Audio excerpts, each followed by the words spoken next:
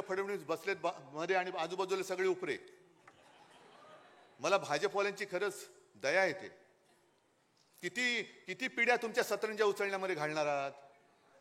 आता तर सतरंजीच्या खाली गेलात तुम्ही, तुमच्यावरती उपरे नाचतायत.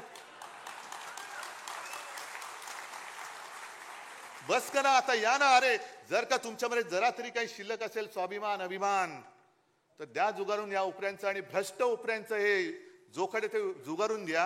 आणि या मर्दासारखे बाहेर या. तुमची किती इंचाची छाती आहे ना ती तुमच्या नेत्याला दाखवा.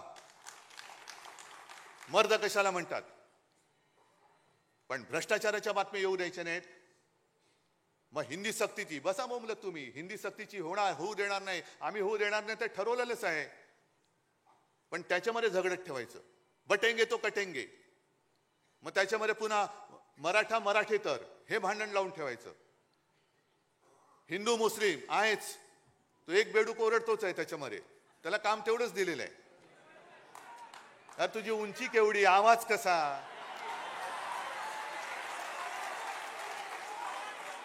म्हणजे उंची पेंग्विनची, चाल बदकाची, आवाज कोंबडीचा.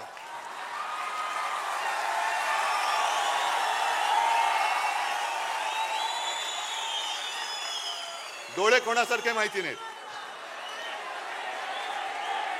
तो जीव काय, बोलतोस काय, पार्श्वभूमी काय तुझी, वडिलांची पार्श्वभूमी काय, आणि आमच्यावरती बोलतोस.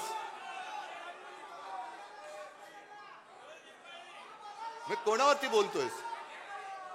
त्यांना कळू दे पहिलं नक्की. एक कोणतरी बाप ठरवा. याच भाषेत मी त्यांच्याशी बोलतोय. एक कोणतरी ठरवा.